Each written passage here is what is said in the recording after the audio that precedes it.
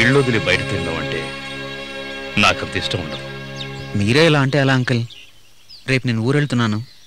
ఇన్ని రోజులు మీ ఇంట్లో పిల్లల్లా చూసుకున్నారు. దానికి కృతజ్ఞతలు తెలుపుకునే ఒక్క అవకాశం కల్పించండి. ఏమండి?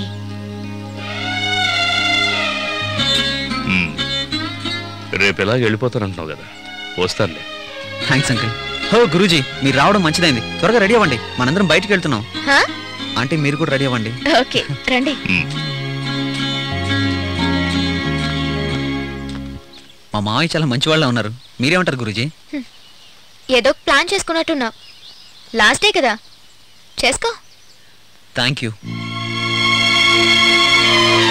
మీరెన్నైనా చెప్పండి ఆంటీ, మీ చేతి వంట సూపర్. ఇవన్నీ వేస్ట్. ఏమంటారు అంకుల్? నన్ను చూస్తే అర్థం కావట్లేదా? ప్రీతం ఇక్కడికి వచ్చింది ఒక సంగీతం కోసమే కాదు, తను ఒక అమ్మాయిని ప్రేమిస్తున్నాడు. తన కోసం ఎంత కష్టపడుతున్నాడో తెలుసా? ఈ విషయాలన్నీ మీకెలా తెలుసు? తను కనబడితేనే కసుమంటారు. అది నేను చెప్పనా అంకుల్? ఏం లేదంటే అంకుల్కి వయసు అయిపోతుంది, వాకింగ్ చేస్తే హెల్త్కి మంచిదని నేను చెప్పాను. ఒక్కరే వాకింగ్ చేయడానికి బోర్ కొడుతుంది అన్నారు. నేను కంపెనీ ఇస్తాను అన్నాను. నైట్ వాకింగ్కి వెళ్ళాం. అంతే కదా అంకుల్? Correct correct. ఒక్క వాకింగేనా లేక వేరే ఏదైనా?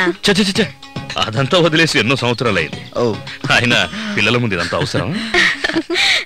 ప్రీతం, నువ్వు ప్రేమిస్తున్న సంగతి ఆ అమ్మాయికి తెలుసా? తెలుసా ఆంటీ, కానీ ఏం ప్రయోజనం లేదు. అందుకే ఇప్పుడు వాళ్ళ అమ్మా నాన్నలకే ఈ విషయం చెప్పేద్దామని డిసైడ్ అయిపోయాను. నాకు అదే కరెక్ట్ అనిపిస్తుంది. ఇప్పుడు మీరే అమ్మాయి మదర్ అనుకోండి, మీ దగ్గర అన్ని విషయాలు చెప్పేస్తాను. కరెక్ట్ గా చెప్తున్నానో లేదో మీరే చెప్పాలి. అందువల్ల నీకు హెల్ప్ అవుతుంది అనుకుంటే చెప్పు, వింటాం. Thanks aunty.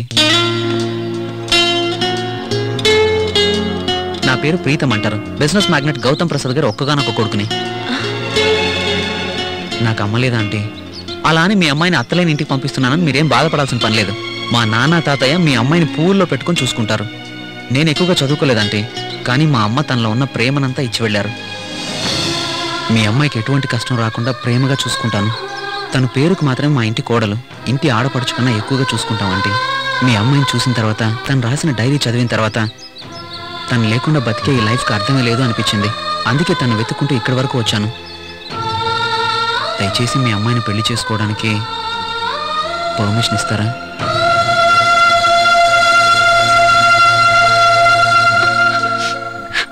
నిజం చెప్పమంటావా? నువ్వు ఇష్టపడ్డ అమ్మాయి నా కూతురే గనక అయ్యుంటే ఈ క్షణమే తనని నీకిచ్చి పెళ్లి చేసుండేదాన్ని. టైం అయిందిగా, ఇక బయలుదేరదాం.